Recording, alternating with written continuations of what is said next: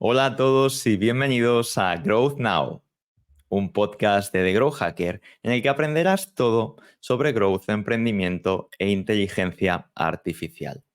Mi nombre es Daniel Ruiz, soy el CEO y fundador de The Grow Hacker y en el día de hoy me vas a escuchar hablando con un invitado muy especial.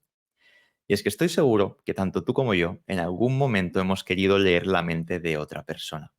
Y esto más o menos es lo que hace el invitado de hoy. Él es José Ruiz, CEO de Goli Neuromarketing, una startup pionera en el análisis de conductas humanas y en la aplicación de inteligencia artificial.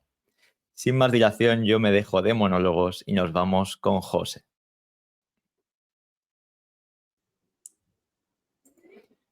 Pues hola José, ¿qué tal estás? Encantado de Muy tenerte por aquí.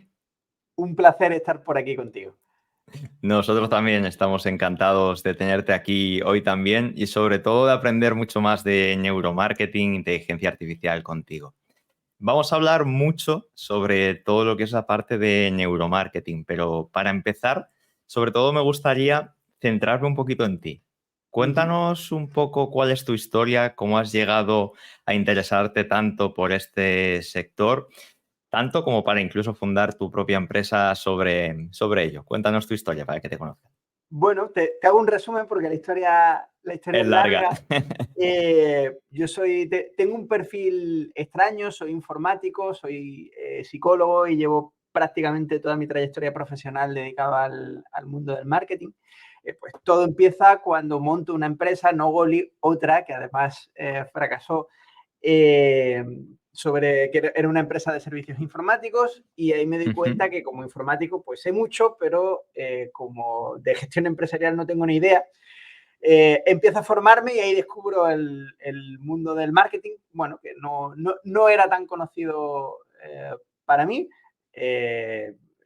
A partir de ahí me gusta tanto que termino dedicándome a él. Y dentro de esa dedicación al marketing, aquella empresa cerró, fui director de marketing de alguna otra. Y yo tenía una inquietud y era que siempre llegábamos a un punto en el que necesitábamos medir cosas que no podíamos medir y que las terminábamos midiendo basándonos en cosas subjetivas. O sea, le preguntábamos a la gente, oye, ¿esto te ha gustado o no te ha gustado? Yo desde la otra parte necesitaba saber si algo gustaba o no gustaba y por qué y qué le movía a la gente a hacer cosas. Pero para medir eso solo podía preguntarles y a lo máximo decirles, oye, califícame de 1 a 10 lo que te ha Lo gustado que... tal cosa, claro, pero imagínate que a ti y a mí nos hacen la misma pregunta, tú le pones algo un 8, yo le pongo un 8, ¿por qué tu 8 y mi 8 valen igual? Claro. Si tú y yo tenemos trayectorias completamente diferentes, conocimientos totalmente diferentes, para medir eso hay que quitar toda esa carga de subjetividad, pero claro, si quitas toda esa carga de subjetividad, ¿cómo mides? Que te gusta, no te gusta, que sin preguntar, ¿no? Entonces, investigando en su momento, me encontré por ahí un artículo, estamos hablando, pues puede hacer perfectamente 16, 17 años, no más, ¿vale? Goli tiene 12, pues hará casi 20 ya. Me encuentro un artículo de una revista americana en el que había pues, algunos grupos de investigación en algunas universidades norteamericanas, pues tratando de medir todo eso que yo quería medir, pero usando herramientas que no eran propias del mundo del marketing, sino que eran propias del mundo de las neurociencias, ¿vale? Aquello no solo me llamó la atención, sino que lo vi claro, dije, ostras, esto es lo que hay que hacer para Es medir una esto. necesidad que aquí necesitamos, ¿no? Exacto. Es algo que aquí no se está haciendo y que realmente puede aportar mucho valor. Comentabas el tema justamente de no poder medir, ¿no?, ciertos aspectos. No sé si nos puedes poner un ejemplo sobre algún tema concreto que te haya ocurrido que decías, oye, ¿cómo mido si esto ha gustado, si esto no ha gustado, Mira, cómo está funcionando? te pongo un ejemplo muy reciente de un proyecto que hemos hecho, pues, hará escasamente unas semanas, ¿vale? Hemos montado nuestra plataforma de inteligencia artificial en el Festival de Teatro Clásico de Olmedo, ¿vale? Que es uno de los festivales clásicos de teatro clásico de España. Oye, a la gente le ha gustado, son 12 días, perdón, son 10 días, 10 obras de teatro clásico, una por día, por las noches. ¿A la gente le ha gustado el teatro o no le ha gustado? ¿Le ha gustado la obra o no le ha gustado la obra? ¿Vale? Tienes un aforo de 800 personas, prácticamente por encima del 95%, que ha sido la media de aforo de todo el festival. ¿Qué haces? Preguntas, ¿vale? Pero ¿con qué carga subjetiva de cada uno? Bueno, pues tienes ahí una medida de todas las emociones que han expresado todos los asistentes a cada obra. Tienes una clasificación de emociones expresadas en cada obra, de aspectos no solo de la obra, sino de la escenografía, del vestuario, para saber qué tipo de obra gusta más, qué tipo de obra gusta menos, para ayudar a la organización a saber qué obras tiene que contratar en el festival del año que viene. Y además, como añadido, análisis de si la gente estaba más cómoda o menos cómoda en los asientos, cómo entraba, cómo no entraba, cómo redirigir esos flujos para que se sienten todavía más rápido, cómo redactar los boletines que se daban diariamente con el resumen de la obra para que en el menor tiempo posible, porque una de las cosas que hemos medido es que la gente lo lee en los 3 últimos minutos cuando está ya sentado y justo antes de que apaguen las luces, y deja de leer porque le apagan las luces. Oye, pues vamos a redactar esto de otra manera para que la información que la gente busca, ¿vale?, que es otro de los datos que tenemos, esté localizable rápidamente y lo puedan leer en 1 o 2 minutos. Es decir, un montón de información que si no fuese con una herramienta de este tipo que la recoge de manera automática y sobre todo de manera objetiva, pues prácticamente no tendríamos. Es imposible preguntar de tantos aspectos a tanta gente, sobre todo porque mucha gente no sabe explicar cosas, ¿vale? Tú al aforo de un festival de teatro y le dices, oye, ¿qué has leído primero en el boletín o qué información buscabas en el boletín? Habrá buscado 4 cosas, pero se acuerda de una. Pero tú necesitas las 4. Claro. No, es muy interesante y de hecho esto lo relaciono un poco con lo que he visto en vuestra página web de traducimos las emociones en datos y los datos los convertimos en ventas. Realmente entiendo que un poquito todo el objetivo de esta estrategia que estás comentando o este análisis de datos concreto no deja de ser justamente el copy que tenéis principal en vuestra página web, que es traducir estas emociones en datos para después convertirlos en ventas. Más o menos has explicado la parte de traducir estas emociones a datos, evidentemente en grandes rasgos, porque seguro que hay mucha tela por detrás, pero sobre todo quería preguntarte sobre cómo los convertimos en ventas, es decir, cómo todos estos datos que agrupáis los conseguís sacar para ofrecer algo que realmente a las empresas, ¿no?, pues en este caso le permitan aumentar ventas. No, vivimos, sin lugar a dudas, en la era de la información, ¿no? Vivimos en la era en la que necesitamos datos e información para traducirlos en lo que sea, en crecimiento, en ventas. En realidad no hacemos cosas muy diferentes a las que puede hacer, no sé, un analista de datos de una web, ¿vale? Que lo que hace es deducir de esos datos cuál es el comportamiento de la gente en esa página web y hacer cambios en ella para optimizarla para esos usuarios que entran. Pues nosotros hacemos algo parecido. Lo que ocurre que en lugar de hacerlo sobre una analítica de datos de una web o de un perfil de redes sociales, lo hacemos sobre el mundo real. Es decir, nosotros recogemos un montón de variables que ponemos sobre la mesa, que linkamos con comportamientos y conductas para entender cómo se comporta la gente en aquello que estemos estudiando y ayudar, en este caso, al cliente a que haga cambios, igual que se hacen cambios en una web o se hacen cambios en, no sé, en la foto, en la imagen de un anuncio en redes sociales, pues igual le ayudamos a qué cambios tiene que hacer gracias a esos datos que deducimos del comportamiento, pues para ayudarles y, por tanto, a optimizar sus recursos y ayudarles a crecer. Pues es muy interesante, José, sobre todo porque es un poco similar a todo lo que trabajamos nosotros a nivel de growth, que al final no deja de ser lo que tú comentabas, analizar datos para a partir de aquí tomar decisiones que puedan incrementar ventas en base a ciertos cambios que hay que hacer. En este caso, nosotros habitualmente trabajamos más con la parte web. Y te quería preguntar un tema, ¿no? Porque habitualmente cuando hacemos toda la parte de growth, cuando ejecutamos este tipo de cambios, lanzamos lo que llamamos experimentos, que son pequeñas acciones para volver a sacar datos y ver si esa hipótesis que teníamos de los cambios que tenemos que llevar a cabo son verdaderas, fracasa, funciona cuando ponemos en marcha. No sé si en vuestro caso tenéis un proceso similar de experimentación, de prueba y error, o cómo funcionaría todo lo que es la Correcto. implementación.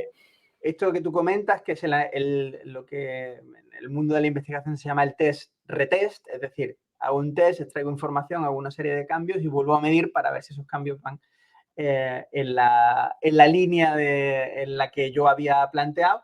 Es la metodología de trabajo. Hay lugares donde es más, donde la distancia entre el test y el retest pues es muy larga. Por ejemplo, te he puesto el ejemplo del Festival de Teatro Clásico de Olmedo. Es un festival que se celebra anualmente, con lo cual nosotros ahora hemos extraído información, le hemos dado conclusiones que no se van a poder implementar hasta la edición del año que viene, que será a finales de julio del año que viene.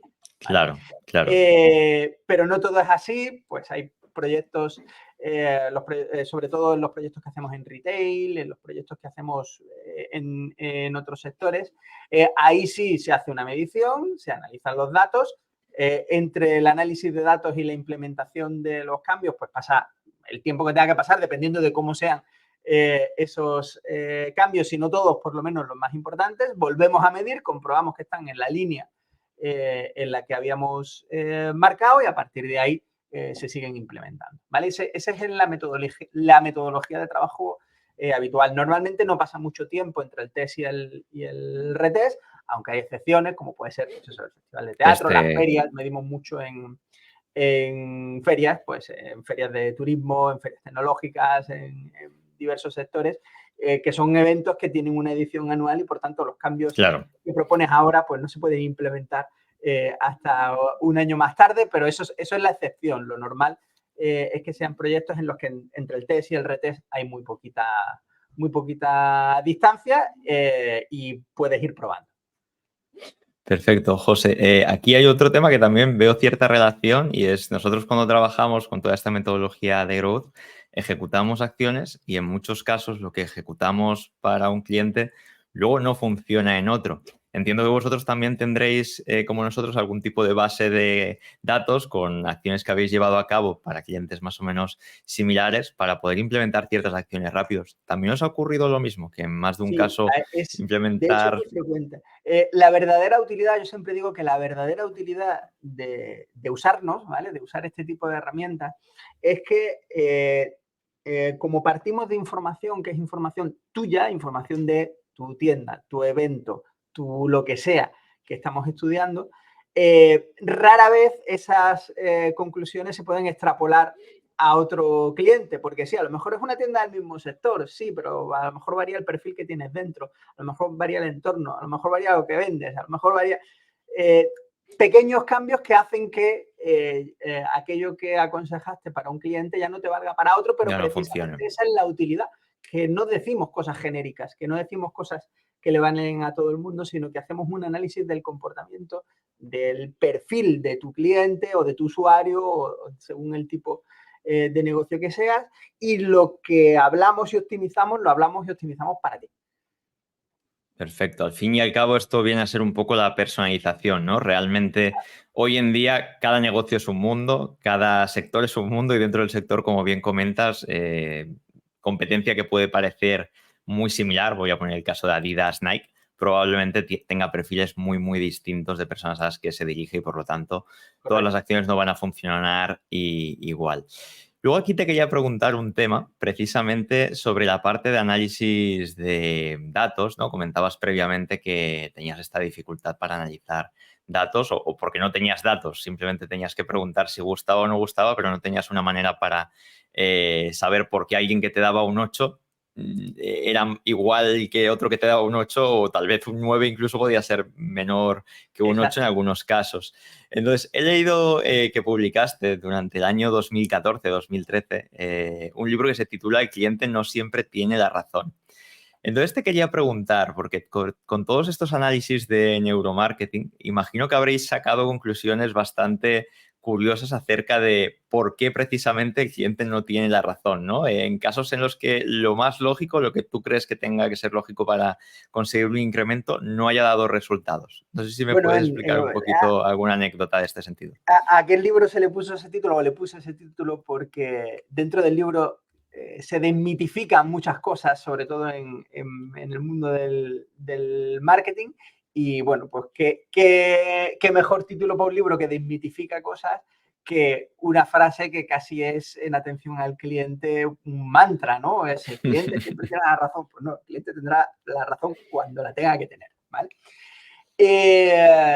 Y sí, casi sin saberlo, porque en 2014 llevábamos poquito tiempo, estábamos arrancando, casi era una premonición, porque una vez que empiezas, que ya tienes una experiencia acumulada de ediciones bastante grandes, de diversos sectores, en sectores muy distintos, en tiendas, en ferias, en espacios abiertos, cerrados, te das cuenta de que la mayoría de las cosas que hacemos, ¿vale? Las hacemos sin darnos cuenta. Es decir, tenemos comportamientos espontáneos a la hora de entrar y orientarnos en un sitio, por ejemplo, ¿vale? Y entonces, si yo te pregunto y te digo, oye, ¿tú qué necesitas cuando entras a una tienda para orientarte? ¿Vale? Probablemente me digas una serie de cosas que no coinciden con lo que tú haces cuando entras a una tienda y buscas orientarte y buscas entender cómo funciona el espacio. Claro, si yo me guío por lo primero, me guío por todo lo que me dice la gente, oriento mal al que está diseñando la tienda, ¿vale? Y entonces el que está diseñando la tienda orienta su tienda en base a los parámetros que la gente cree que usa para orientarse, pero en realidad usa otros. ¿Por qué? Pues simplemente porque somos seres humanos y los seres humanos, para orientarnos en el espacio, estamos acostumbrados a orientarnos en el espacio continuamente cuando entramos a sitios, y ahí hay una serie de actuaciones que hacemos sin darnos cuenta, elementos en los que nos fijamos, elementos que nos influyen para enterarnos antes o después de cómo está distribuida la tienda o no. Y como lo hacemos sin darnos cuenta, no somos conscientes de ello y no lo explicamos, lo cual no quiere decir que no influyan, al revés, son los que más influyen, pero si no los miden, no tienen manera de medirlo, jamás puedes orientar una tienda en esos factores que de verdad son los que usamos para orientarnos, ¿no? Ahí tienes, pues, por ejemplo, un caso práctico aplicado a cómo tienes que distribuir, cómo tienes que diseñar, pues, un comercio de lo que sea.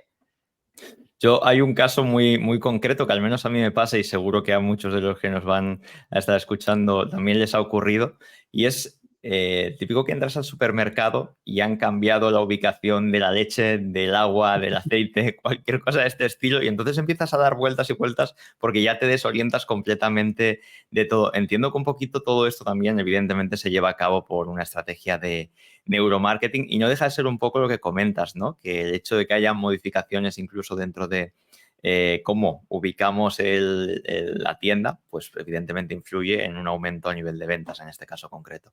Sí, bueno, ese tipo de acciones que tú comentas se hace sobre todo para evitar que se automaticen del todo las compras. Si tú automatizas la compra, te vas directamente a aquellos productos que buscas, pero no ves otra serie de productos que hay alrededor que normalmente no compras y que están ahí, ¿no? Entonces, al cambiarlo de sitio te obliga un poco a reubicarte dentro de la tienda y a que veas otras cosas. Pero bueno, eso son estrategias que se saben de hace tiempo y que se suelen hacer, pues, de manera bastante habitual, pero nosotros normalmente tratamos de ir un poco más lejos más allá. Cuando pensamos en el diseño, cuando analizamos para el diseño de una tienda, medimos incluso hasta cómo afecta en el comportamiento de la gente la luz, ¿vale? O sea, la luz, ahí tienes mínimo 2 iluminaciones en una tienda, normal que sean 3, pero mínimo 2, la natural, la que entra normal del sol, y la artificial, la iluminación eléctrica, que le das a un botón y enciendes. Y algo muy habitual y que se suele tener poco en cuenta es que la luz natural cambia cómo la luz artificial influye en el comportamiento de la gente. La luz es el elemento que más influye en nuestro comportamiento en una tienda, con una diferencia brutal sobre el siguiente. y tienes diferentes perfiles de comportamiento de acuerdo a las diferentes horas de luz y tonos de luz, sobre todo, que tienes, de luz solar que tienes dentro de la tienda. Entonces tienes comportamientos en una tienda que no tiene por qué ser grande, relativamente pequeña, tienes comportamientos diferentes de acuerdo a las horas. Si eso lo sabes, puedes tratar de homogeneizarlo y que más o menos tengas el mismo comportamiento a todas las horas para que así puedas saber cómo tienes que distribuir la tienda. Si no lo sabes, tienes que la tienda, independientemente de que esté llena o vacía, funciona mejor a unas determinadas horas y a otras no. Y a lo mejor incluso funciona mejor a las horas a las que las tienes más vacías. Es decir, si consiguieras que funcionara mejor a las horas a las que tienes más llenas, seguramente el ticket medio aumentaría bastante. Pero como no tienes esa información y no lo has medido, pues no lo sabes. Y como esto, imagino que miles de cosas. Justo en el caso de la luz, me resulta curioso el saber si esta influencia es un tema de, en base a cómo viene la luz, el usuario tiene unas emociones distintas y por lo tanto actúa de una forma distinta al ir al comercio, o es un tema realmente que influye en cómo se ven los productos. No sé, un poquito cómo influye en este tema. La luz en general es un elemento que influye bastante en el comportamiento humano, no solo dentro de una tienda, sino en general. De hecho, si te fijas, las tasas, los países con menos horas de luz solar suelen ser los países con mayores tasas de suicidio, ¿vale? Es una relación no directa, pero una relación bastante estrecha. Obviamente también intervienen otros factores como épocas en las que se viven, factores culturales, etcétera, etcétera, pero la luz es un elemento que no solo en eso, sino en general influye bastante en el ser humano, ¿vale? No te apetece hacer las mismas cosas de día que de noche, ¿vale? No te apetece hacer las mismas cosas por la tarde que por la mañana temprano y no te apetece hacer determinadas cosas si la luz es demasiado fuerte o es demasiado floja. En un sitio no te sientes cómodo para hacer determinadas cosas. La luz condiciona bastante nuestro comportamiento. Si a eso le añades que los cambios de la tonalidad de la luz cambian también la percepción que tienes de las cosas, los colores, por ejemplo, aunque nosotros los colores los vemos ahí en los objetos, en realidad los colores no están ahí, ¿vale? El color es una percepción, es una construcción de nuestro cerebro a partir del rebote, del reflejo de la luz. Entonces, según como sea esa luz, cambia también esa percepción del color. O sea, si ya fuese poco problema el que la luz nos hace comportarnos de manera diferente, encima cambios de la luz influyen en cambios en la percepción de los objetos. Si esos objetos son productos que están en una tienda, pues obviamente también influye si los ves, si no los ves, si los ves mejor, si no los ves peor, si ves antes el de la competencia que el mío, etcétera, etcétera, etcétera. Con lo cual, la luz es importante por muchas cosas, porque ya de por sí condiciona el comportamiento humano, pero además, como tú apuntabas, cambios en la luz provocan cambios en la percepción y eso a su vez provoca cambios en el comportamiento. Claro, te preguntaba un poco esto porque sobre todo hemos visto, ¿no?, que hay varios estudios que afirman que las emociones juegan un papel crucial en decisiones de compras. Pueden ser tema de horas, tema de cómo de en qué punto te encuentras, de en qué estación del año estamos, etcétera. Y te quería preguntar justamente cómo los negocios pueden aprovechar de alguna manera estas emociones, ¿no?, pues para maximizar sus ventas, tanto tradicionales, negocios físicos, como incluso si puedes ponernos algún ejemplo de negocio online, cómo puede aprovechar esta información también. Mira, a ver, para empezar, aunque convencionalmente casi lo pensamos así, no somos seres racionales, ¿vale? Somos seres emocionales que tienen la capacidad de razonar. ¿Eso qué significa? Que las emociones son las que verdaderamente dirigen nuestro comportamiento, ¿vale? Tú cuando te sientes bien en un sitio, quieres pasar más tiempo. Cuando te sientes a gusto con una persona, quieres estrechar lazos con esa persona. Esos son emociones, ¿vale? Lo que tú sientes tiene prioridad sobre lo que tú piensas. Y te pongo de nuevo un ejemplo, a lo mejor un poco drástico, pero que se ve muy claro.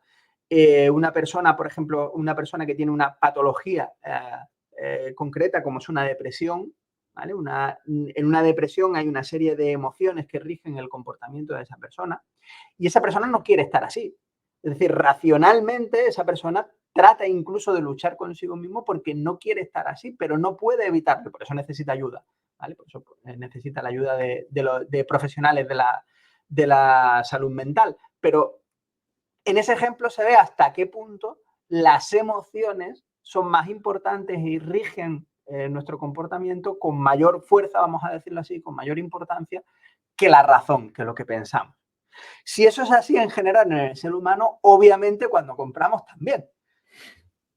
¿Sabes? Porque no porque las emociones sean importantes en el mundo de las ventas, en el mundo de los negocios, en el mundo de las tiendas físicas o de las tiendas online, es que son importantes en el ser humano, es lo que rige nuestro comportamiento y por tanto en esa faceta concreta también.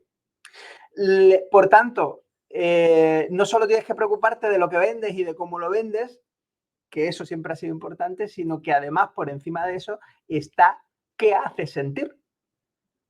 Porque si esas emociones que tú haces sentir con la distribución de tu tienda, con el diseño de tu tienda online, ¿sabes? Si esas emociones no son coherentes con lo que estás haciendo, esa persona, ese usuario, ese cliente, no va a estar a gusto y a lo mejor no va a saber ni decirte por qué no está a gusto. ¿Vale? Esa típica cosa que nos pasa con mucha gente, que decimos, no, pues si no es mal chico, no es mal chaval, pero no sé, hay algo que No me no acaba... me Sí, acaba de, no estoy cómodo, no estoy a gusto. Pues ese no estoy cómodo, no estoy a gusto son pequeñas, es como nos sentimos gracias a pequeños factores de los que extraemos información, que puede ser real o no, pero nos hace sentir así. ¿Vale? Pues eso mismo ocurre perfectamente y ocurre en cualquier aspecto de la vida y, por supuesto, en las tiendas. Es decir, lo que tú evocas con las tipografías, con los colores y incluso con la intensidad con las que colocan los colores en un diseño de una tienda online, influye en que ese señor que está delante de la pantalla esté más o menos a gusto.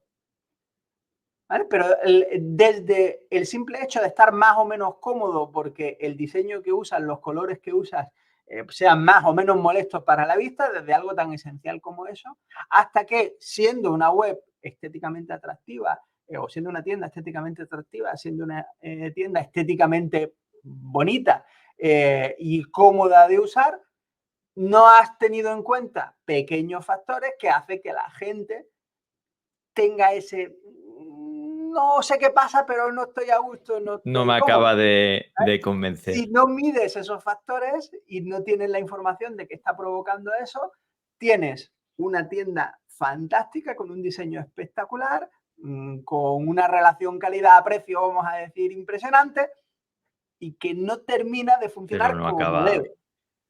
¿Vale? Que funciona, a lo mejor funciona, pero no termina de funcionar como debe. ¿Vale? Justo, funciona Porque un poco por no, debajo de resultados esperados. eso es. Y muchas veces pensamos que eso es que lo que hay que hacer es sentir bien o no hacer sentir bien. No, no es tan importante hacer sentir bien a la gente. Hay muchas webs que hacen sentir mal a la gente y que funcionan muy bien, ¿vale? Lo que tiene que ser es coherente con lo que se espera. Generar emociones al final un poco, entiendo, Exacto. sobre todo por este punto que dices, no hace falta que me hagas sentir bien, hazme sentir mal, pero al final que me Claro, genere mira, una emoción que me dé un un resultado. ejemplo lo tienes en una experiencia de compra que a muchos les resulta incómoda, no, incomodísima, que es Ryanair. ¿Vale? Mucha gente con Ryanair.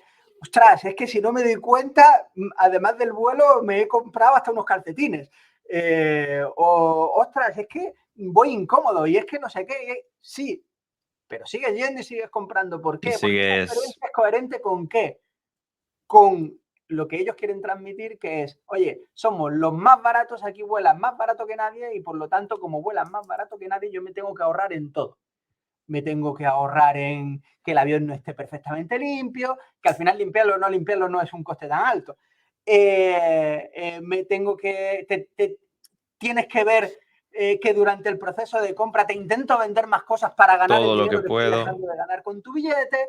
Es decir, hago un proceso de compra incómodo, la gente está incómoda en ese proceso de compra. De hecho, hay gente que jamás vuela en Ryanair con tal de no sacar el billete. Es igual, no es el perfil al que se dirigen. Justo.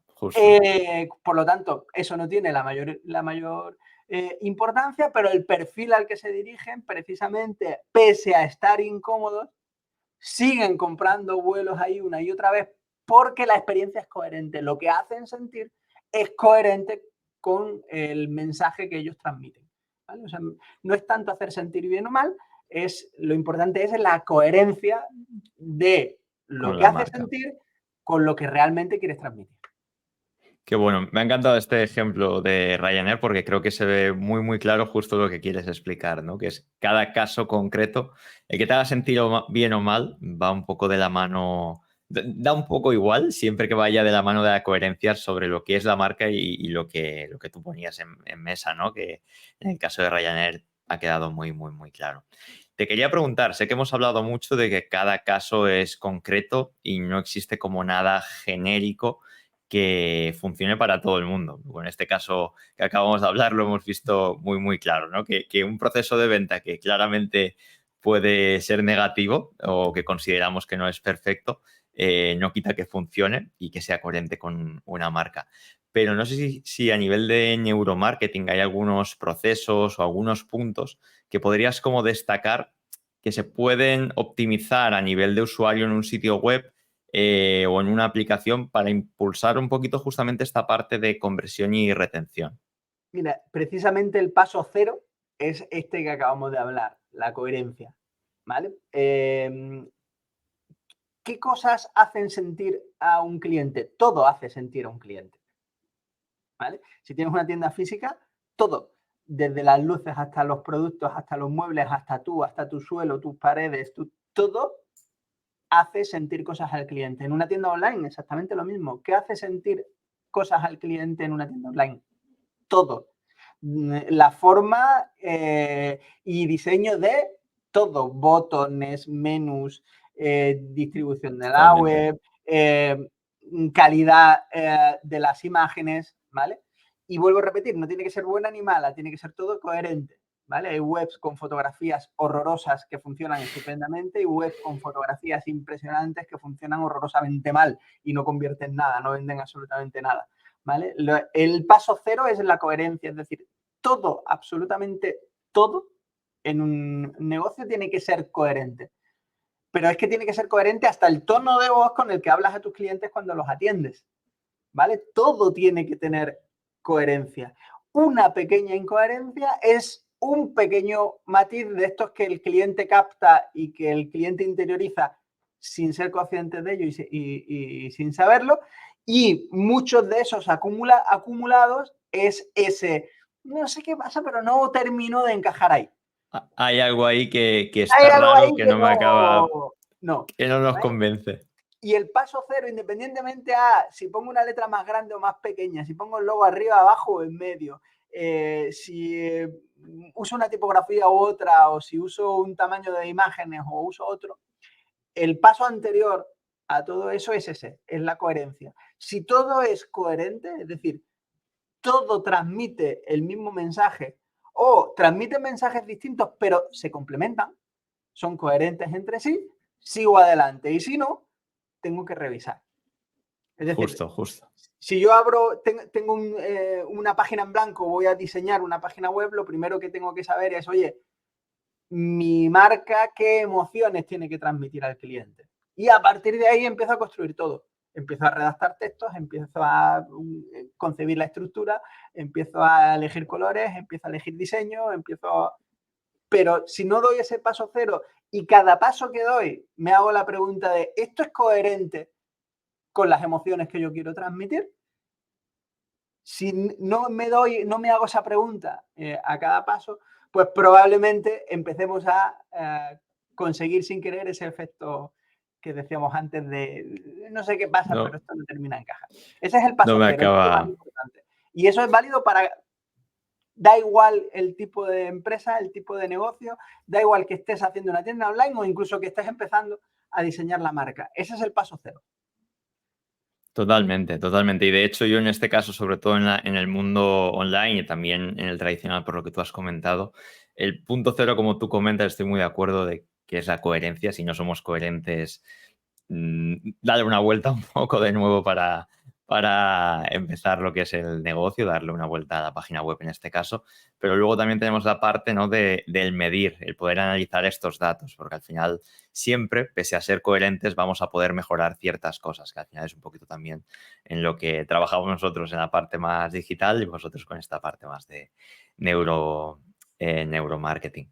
Yo aquí en concreto te quería preguntar y abrir el melón de la inteligencia artificial. Un poquito cómo lo estamos implementando o de qué manera se va a poder aplicar de aquí a unos años, tanto a nivel online para sacar y conocer más sobre emociones de los compradores, como a nivel físico. Es decir, ¿qué estáis haciendo ahora mismo Bueno, con toda esta nueva ola? hay que decir que realmente la inteligencia artificial lo que está viviendo en estos últimos, podríamos decir incluso meses, ni siquiera años, es una explosión, pero una explosión porque hay una serie de herramientas que se pueden usar por el usuario final. Cualquier persona, pues para usar ChatGPT solo tiene que abrir la web de donde está ChatGPT, ya está, no tiene otro requisito, y hasta hace unos meses pues no había herramientas, digamos, de dominio público y menos gratuitas, ¿no? La mayoría eran de pago, pero la inteligencia artificial no tiene un recorrido de meses, tiene un recorrido de años. O sea, nuestra empresa tiene 12 años y absolutamente todas las herramientas que usamos, todas usan de una manera u otra inteligencia artificial, y no solo la usan, sino que algunas de ellas son motores de inteligencia artificial. Nosotros lo usamos básicamente en tres capas. La primera capa es el análisis de datos. Nosotros manejamos, o sea, todas las herramientas que utilizamos lo que terminan es arrojando un volumen de datos enorme, y ese volumen de datos enorme tiene una persona delante con una pantalla llena de letras y números que tiene que traducir en comportamientos para que eso se traduzca, como decíamos antes, en optimizar algo, en optimizar una empresa. Y la inteligencia artificial es una herramienta o la aplicación de la inteligencia artificial al análisis de datos es muy útil porque te ayuda a extraer conclusiones de manera más sencilla en volúmenes de datos muy grandes, ¿vale? Esa sería la primera capa.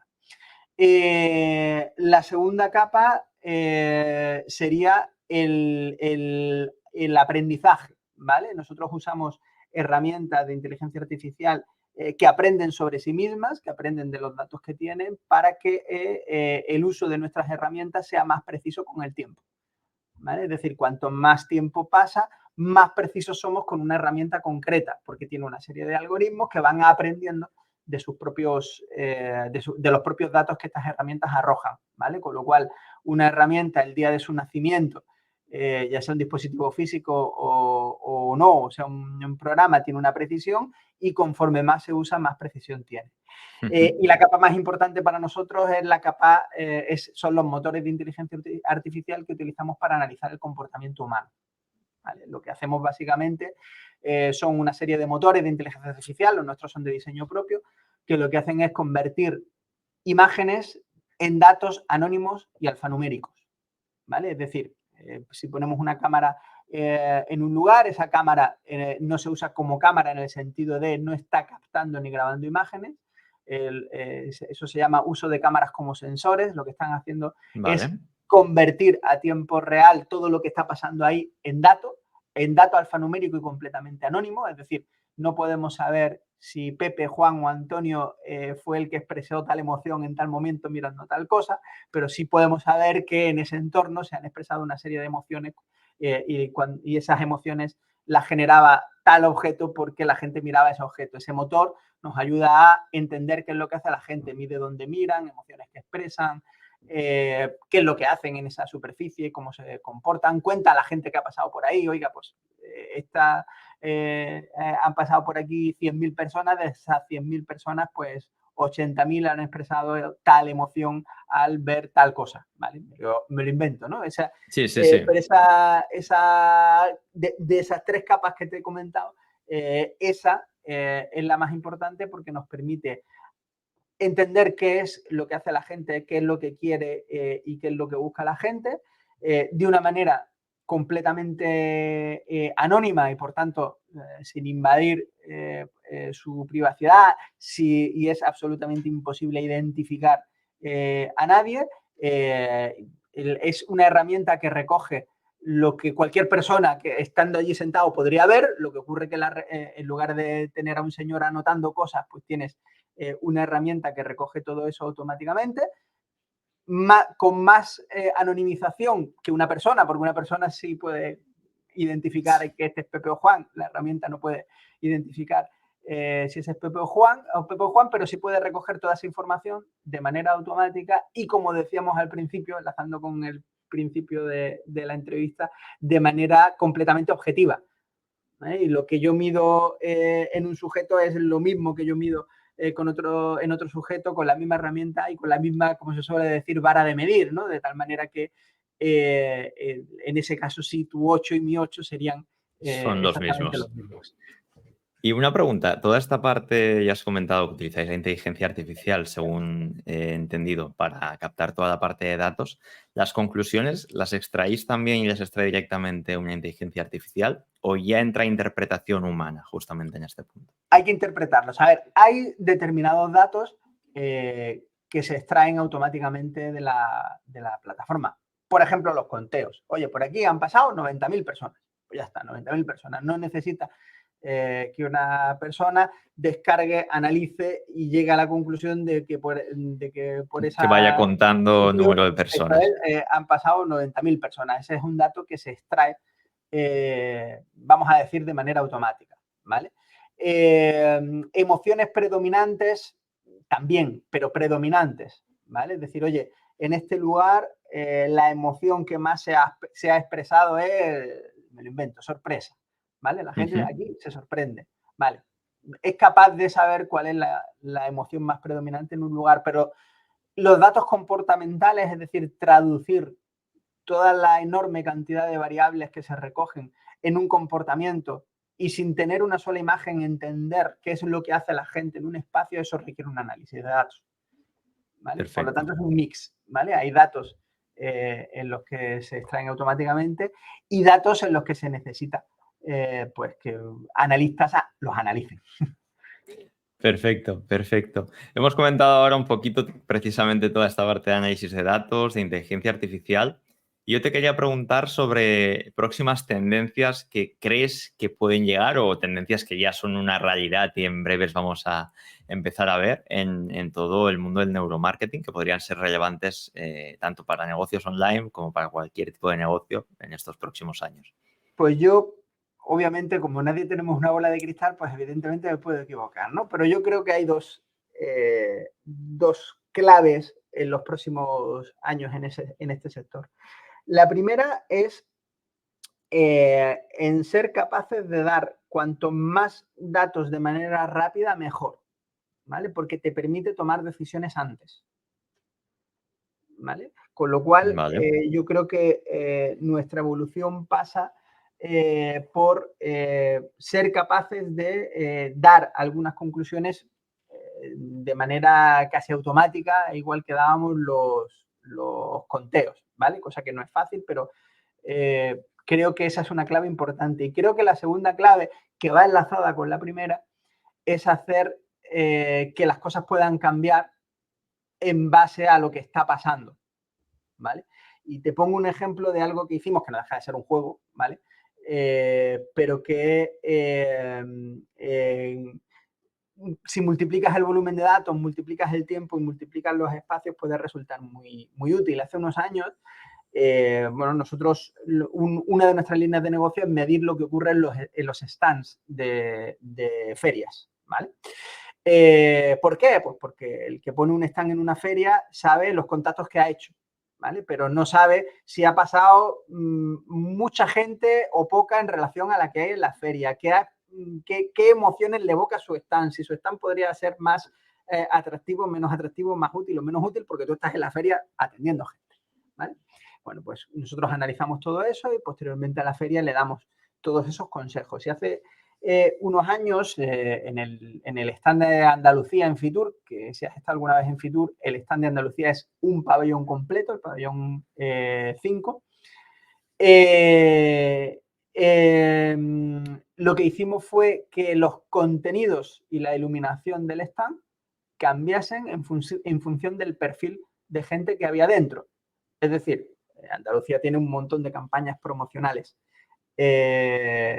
dirigidos a diferentes tipos de público, ¿vale? Y hasta ese momento lo que había hecho en ferias como en Fitur es ponerlas en bucle, ¿vale? Oye, pues yo empiezo para las 9 de la mañana, bueno, a las 10 de la mañana, poniendo esta campaña y ahora voy en bucle poniendo vídeos, campañas Una y tras cosas otra. hasta las 7 de la tarde, que se acaba esto, y mañana igual, y pasado igual, y así del miércoles al domingo, que es lo que dura la feria. Oye, pero es que a lo mejor en un momento concreto me interesa poner este vídeo porque es el que más le va a interesar a la gente que hay ahí dentro, ¿vale? Pues eso es lo que hicimos, ¿vale? Que esos contenidos se fuesen eligiendo de manera automática de acuerdo a lo que hacía la gente que había dentro del stand, los intereses, perfil, etcétera, etcétera, etcétera, ¿vale?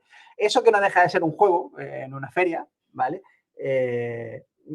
Yo creo que es la tendencia de los próximos años. Vivimos en un mundo en el que estamos, decía yo antes que vivimos en la era de la información, pero esa información también hace que vivamos en la era de la saturación, es decir, vivimos diariamente muchísimos más impactos de los deseables y de los que somos capaces de procesar, con lo cual las reglas del juego hace tiempo que cambiaron, ya no es cuestión de lanzar mensajes, que alguien lo cogerá, sino lanzar el mensaje que sé que va a impactar de manera más directa en el perfil de cliente al que me dirijo, ¿vale? Es decir, tengo que, 1, saber el perfil del cliente al que me dirijo, 2, ser capaz de detectarlo y 3, sobre la marcha, ser capaz de cambiar el mensaje que estoy lanzando por el del cliente que tengo en ese momento delante, ¿vale? Yo creo que eso, que suena un poco futurista, que obviamente no es el futuro de mañana, pero tampoco es el de los próximos 100 años, quizá el de las próximas décadas, es un poco el futuro. Es decir, ser capaces de utilizar la información para filtrar esa saturación de información, esos impactos que lanzamos todos continuamente hacia el exterior y lograr que no solo reducir el número de impactos, es decir, lanzar menos mensajes, pero que esos mensajes lleguen a la persona a la que queremos que llegue. Porque no es solo que nosotros queramos llegar a una persona, es que esa persona a la que queremos llegar también quiere llegar a nosotros. Pero esa nube de información y de impactos quizá se lo impide, ¿vale? Es decir, hay dos agentes, vamos a decirlo así, intentando conectar, el que lanza el mensaje y el que lo recibe, pero toda la nube de impactos que hay en medio les impide conectar. Bueno, pues eso, ¿vale? Es decir, el ser capaz de en cada momento lanzar el mensaje que la persona que me está buscando está esperando recibir, pero que no la recibe, pues porque, o bien porque esa nube de información no le deja verla, o bien porque cuando justo está conmigo yo estoy lanzando un mensaje para otro. Perfecto. Esto es un poco, creo que en el Mundial de Qatar, o al menos se hizo muy viral en Twitter, bueno, ahora X, una imagen que desvelaba que precisamente las publicidades que aparecían en los estadios se modificaban según el canal en el que se estaba retransmitiendo. Correcto. A grandes rasgos es un poquito esto lo que tú comentas que va a ocurrir, pero entiendo... Con un nivel de personalización mayor. Más alto. Perfecto. Según cada persona, ya no a grupos de personas. Entiendo que es un poquito O hacia a dónde grupos vamos. más pequeños y no solo en entornos como un campo de fútbol, sino en general. Es decir, oye, ser capaz que mi web lance 5 mensajes diferentes a 5 personas que a la vez están conectados en ese sitio, pero son de 5 perfiles distintos. O ser capaces que una tienda reaccione y cambie para que se adapte en cada momento al perfil de gente que tiene dentro. Perfecto, perfecto, entendido. Y una pregunta más sobre todo este tema de cara a futuro. Pequeñas empresas, empresas que estén arrancando, ¿crees que en los próximos años, décadas, precisamente con la llegada de la inteligencia artificial y todo ese tipo de herramientas que, como tú bien has dicho, son herramientas que ahora están llegando al público, que probablemente llevan muchos años entre nosotros. ¿Crees que todo eso va a acercar todo este tema, ¿no?, del neuromarketing a estas empresas, o va a ser Sin de lugar a difícil dudas. acceso? Esto pasa y ha pasado históricamente con todo. Hace 80 años, ¿qué marca tenía una marca? Es decir, ¿qué marca se preocupaba de evocar una serie de emociones, de evocar una serie de conceptos y eso plasmarlo en una imagen corporativa y en una serie de mensajes y que eso llegase al usuario final? 4 empresas grandes que eran capaces de pagar ese tipo de trabajos. A día de hoy, ¿qué empresa lo hace? La que no lo haga está muerta. A día de hoy es un estándar, ¿vale? Necesitas saber a quién te diriges, cómo dirigirte a ellos y construir todo eso que denominamos marca, ¿no? Todo el mundo del branding. Con la inteligencia artificial lo estamos viendo hace meses, ¿vale? Hace un año, hace 2 años. Una pequeña empresa que quería usar una inteligencia artificial para construir una imagen directamente no podía porque existían, pero no estaban a su alcance.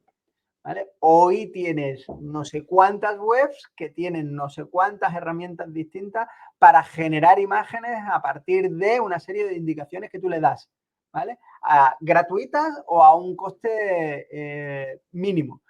Pasa igual con todo, ¿no? O sea, el principio de las herramientas pues es menos accesible por el mero hecho de que para llegar ahí, eso tiene un desarrollo a nivel de, pues, de investigación y de desarrollo enorme, pero una vez que llegamos a ese punto, ya es solo popularizarlo, ya es solo seguir haciéndolo crecer. Pues pasa exactamente lo mismo, ¿no? Igual que enfermedades a día de hoy están completamente erradicadas y hace 100 años o 150 años no solo provocaban muchísimas muertes, sino que entenderla requería a nivel de investigación un trabajo enorme, ¿vale? Y no hay que irse tan lejos, lo hemos vivido con una pandemia hace escasamente nada, ¿vale? A día de hoy, bueno, el porcentaje de muertes por COVID es un número ridículo comparada con las que había en 2019 o las que había en 2020, ¿vale? Pero para llegar ahí ha hecho falta entender qué estaba pasando, esto qué es un virus, cómo se comporta, qué hace, qué no hace, cómo construyó algo para combatirlo, etcétera, etcétera, etcétera, etcétera, que tiene un coste de desarrollo muy alto y un coste de investigación muy alto. En este caso, pues fueron casi todos los países los que apostaron por poder financiar ese tipo de trabajos para construir un arma, para construir una vacuna contra ese virus. Y a día de hoy esa vacuna tiene un coste muy pequeño y cualquiera que necesite ponerse una vacuna solo tiene que decir, oye, necesito vacunarme, ¿vale? O el propio médico te dice, vacúnate, ¿vale? Ya sea el COVID o ya sea el sarampión, me da igual, ¿vale? Cualquier cosa al final un poco es lo que comentas, siempre arranca con un análisis de datos previos, que es un poquito lo que nos lleva a tomar conclusiones y a partir de aquí pues tomar decisiones. Y a nivel un poco para emprendedores que estén arrancando, gente que nos esté escuchando ahora que acaba de poner en marcha un proyecto o tenga en mente poner en marcha un proyecto. ¿Hay algún principio concreto, alguna acción concreta que le recomendarías llevar a cabo a nivel de neuromarketing o le dirías, oye, esto no es para ti? Coméntame un poquito qué es lo que tú un harías. paso esencial que es, primero, y nos pasa mucho a los que hemos emprendido cosas, que pensamos que tenemos lo mejor y que nuestro producto es mejor que cualquiera y es mejor que el de la competencia y como es el mejor de la competencia ya me van a comprar. La gente no compra o no compra porque lo que tú hagas sea mejor o peor, ¿vale? La gente compra o no compra primero porque te conoce y segundo porque se siente a gusto contigo, ¿vale? Y la historia está llena de productos que no eran los mejores del mercado, que triunfaron frente a otros que eran mucho mejores porque simplemente llegaban mejor o sabían llegar mejor a su cliente. Con lo cual, lo primero y más importante es entender el que te compra o el que tiene que comprarte uno, por qué tiene que comprarte y no vale porque seas mejor que otro, ¿vale? Porque prácticamente nadie, salvo que esté cabreado, deja su proveedor y se cambia a otro porque es mejor, porque si estás a gusto con el que tienes, te quedas con el que tienes. ¿Vale? Es decir, uno, ¿por qué me tienen que comprar? Y dos, cuando me compran, ¿qué hacen y cómo se comportan? O si no ha llegado ese momento, ¿cómo preveo que se van a comportar? ¿Vale? Pensamos que el mundo es un mundo, vivimos en un mundo de productos, pero en realidad lo que vivimos es un mundo en el que somos personas y como personas que somos nos comportamos de maneras diferentes, ¿vale? Es decir, la clave no está en el producto, aunque el producto es lo que necesitas para estar en el mercado. La clave de que funciones o no está en entender el comportamiento del que te compra, ¿vale? Y saber orientar tu empresa, tu producto, tus servicios al que te compra y al comportamiento del que te compra. Y ahí está la clave. Perfecto, perfecto, José. Pues bueno, espero que todos hayáis tomado nota, todos los que estéis aquí a punto de emprender, de este consejo en el que estoy muy, muy de acuerdo contigo, José, porque realmente el hecho de conocer a quién te va a comprar es justamente lo que te va a llevar a poder tener éxito y justamente lo que tú comentabas, ¿no? Que no por ser el mejor o no por creer que somos el mejor vas a obtener más ventas, sino que hay muchos otros factores a tener en cuenta y creo que es un tema muy, muy importante a tener en cuenta. Pues creo que toda la charla ha sido muy, muy interesante. Ya estamos llegando a su fin. Pero antes, para cerrar nuestro podcast, estrenamos hoy contigo, José, una sección que cuanto menos es curiosa. Te voy a explicar un poquito lo que hemos hecho. Cuéntame. Hemos subido a ChatGPT varias informaciones sobre tu perfil. Le hemos dicho que actúe como presentador de un podcast y que te haga 5 preguntas breves sobre predicciones de futuro de neuromarketing. Y me gustaría que nos puedas responder con un sí o un no y una breve explicación del porqué de tu respuesta. Venga, vamos allá. Perfecto, pues ahora sí, vamos a dejar paso a la inteligencia artificial a ver qué nos ha preparado. La primera pregunta sería, ¿crees que la inteligencia artificial reemplazará a los humanos en la interpretación de los datos de neuromarketing en la próxima década? No, ¿vale? Creo que la inteligencia artificial será, porque ya lo es, una gran ayuda en la interpretación de los datos. Nos va a ayudar además a que se puedan interpretar determinados datos de manera automática, ¿vale? Que ahora a lo mejor nos resulta un poco más diferente, pero la interpretación del comportamiento humano a día de hoy o a corto plazo seguramente no, ¿vale? ¿Por qué? Porque la inteligencia artificial necesita para poder predecir que las cosas sean predecibles, es decir, que tenga una cierta predecibilidad, que haya una serie de patrones. Y en el ser humano esos patrones no siempre existen, ¿vale? O aparecen con una frecuencia mucho más baja de la que necesita la inteligencia artificial para crear predicciones sobre ellas. Con lo cual, a día de hoy, o a un plazo corto o muy corto, seguramente no. Perfecto. La segunda pregunta sería, ¿ves posible que el neuromarketing asociado a la inteligencia artificial dicte la mayoría de las decisiones de contenido en marketing digital en un corto periodo de tiempo de cara al futuro? Bueno, eso va un poco asociado con lo que comentaba, ¿no? La respuesta sería no, porque habla de corto periodo de tiempo, ¿vale? Y dudo que a corto. Tampoco creo que sea lo adecuado que la inteligencia artificial tome decisiones, ¿vale?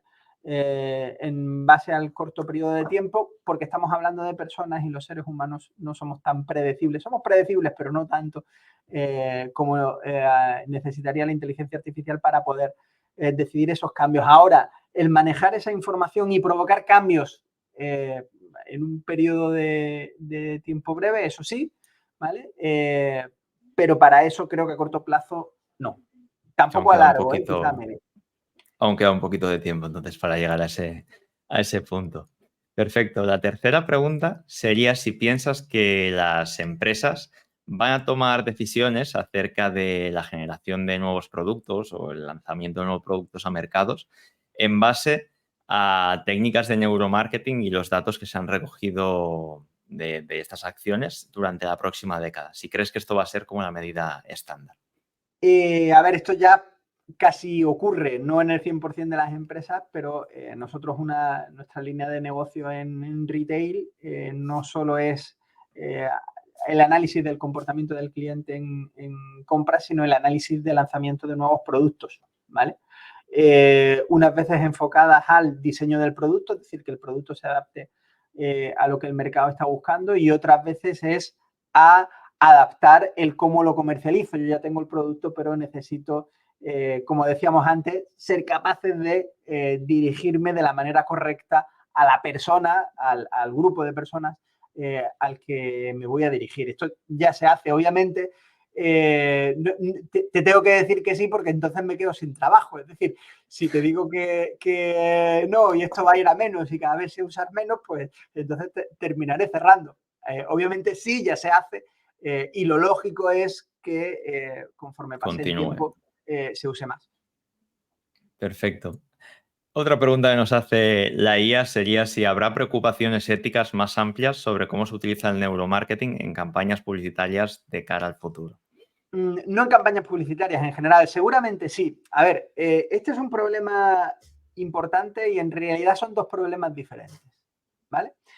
Por un lado tenemos el problema del desconocimiento, ¿vale? Es decir, se le atribuyen al neuromarketing cosas que ni hace, ni hará, ni podrá hacer, ¿vale? Con lo cual, eso hace que se le atribuyan una serie de problemas éticos que ni existen, ni van a existir, ni existirán, ¿vale? Con lo cual, ese primer trabajo se soluciona contando e informando de verdad qué hacemos y qué somos capaces de hacer, ¿vale? No, es imposible, por mucho que queramos,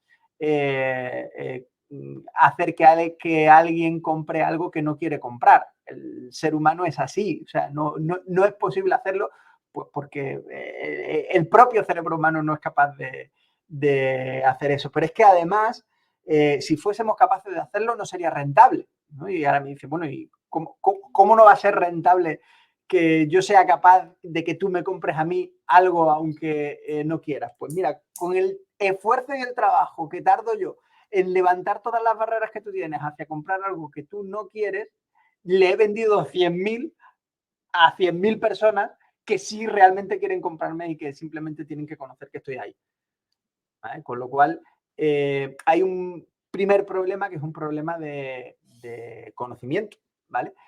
Un problema de que los que trabajamos en este sector seamos capaces de divulgar realmente qué es, qué podemos y qué no podemos hacer. Y después hay un segundo bloque de implicaciones éticas, pero como en cualquier otra profesión, ¿vale? Un cuchillo, yo siempre pongo el mismo ejemplo, un cuchillo puede servir para algo tan fantástico como realzar un jamón, ¿vale? Y un jamón sabe mucho mejor si la persona que lo corta sabe cortarlo y le da el corte perfecto. Y el mismo cuchillo puede servir para hacer daño a alguien. Con lo cual, no estamos hablando de ética asociada a una herramienta, a un cuchillo, al neuromarketing. Estamos hablando de ética asociada a personas, ¿vale? Entonces, la ética en el trabajo, la ética profesional y la ética personal es algo que debe llevar una sociedad como valores, y quizá parte de los problemas que tenemos a día de hoy son porque a lo mejor hemos descuidado esa ética y esa transmisión de valores más de la cuenta en los últimos años, y lo digo como autocrítica general a nivel social, obviamente no como excusa. Sí, estoy bastante de acuerdo, sobre todo por lo que comentas de los últimos años. Creo que en ese sentido ha habido vamos a decir, una regresión o una pérdida de este tipo de valores, y que al final es justo lo que tú comentas. No es tanto el qué, sino es el cómo se utiliza eso para hacer el bien o el mal, que sería un poquito lo que en este caso tú comentabas. Y luego, por último, la última pregunta que nos hace, y es sobre si una inteligencia artificial será capaz de, en base a los datos que extraemos interpretados por el neuromarketing, poder poner en marcha una empresa, en este caso digital, por ella misma. Ahí no me atrevo a decir ni que sí ni que no. Tengo dudas. Tengo dudas. A ver, depende obviamente también del tipo de producto y depende del tipo, pero al final hay 3 pasos básicos. Uno es analizar un mercado en busca de una serie de necesidades. 2, construir un producto o un servicio que satisfaga esas necesidades. Y 3, ser capaces de decirle a esas personas que necesitan eso que yo estoy aquí y que me pueden comprar, ¿vale? ¿Se puede automatizar todo eso? Sí, se puede automatizar todo eso, pero hasta cierto punto. ¿Por qué? Porque una inteligencia artificial va a manejar datos que existen, ¿vale? Pero si tú detectas un nicho de mercado del que tiene pocos datos, la inteligencia artificial quizás no va a ser muy eficiente dirigiéndose a ese nicho de mercado porque le falta información, ¿vale? Y no va a ser capaz de construir cosas eficientes, ¿vale? Y va a necesitar otro tipo de estrategias. Es decir, los datos son útiles cuando tenemos un volumen de datos muy grande y cuando esos datos están bien recogidos. Tienen que cumplirse esas 2 condiciones. Si alguna de las 2 condiciones falla, todo lo que hagamos después es construir una casa que le fallan los cimientos, ¿vale? Vamos a tener problemas posteriormente. Entonces, sí, en algunas cosas sí, pero no olvidemos que algo esencial para construir una empresa es detectar una necesidad, un nicho de mercado y ser capaces de dirigirme a ese nicho y decir que tengo la solución para algo que ellos a lo mejor ni siquiera sabían que podía existir y que tengo. Y sobre eso probablemente no haya el volumen de información suficiente como para que una inteligencia artificial se desenvuelva perfectamente por sí sola para hacer todas las fases del proceso. Perfecto, José. Pues nada, esto un poco el tiempo nos dará o nos quitará razón, sobre todo en este último punto, que a mí me parece una pregunta interesante porque yo sí que creo que, o no descarto, que en algún momento podamos ver algún negocio 100% creado por inteligencia artificial. Ojo, no creo que sea a corto plazo ni mucho menos. Y nada, para acabar te quería preguntar. Puede ser, pero depende de si hemos dado con un nicho de mercado, un sector, etcétera, en la que esa inteligencia artificial tiene datos suficientes como para hacerlo todo sin necesidad de nada más. Totalmente, totalmente. Pues nada, te quería preguntar, ¿qué te han parecido las preguntas de la inteligencia artificial? ¿Más o Bueno, menos interesantes que las mías? Yo creo que no han estado nada mal. interesante, no han estado mal, ¿no? Perfecto.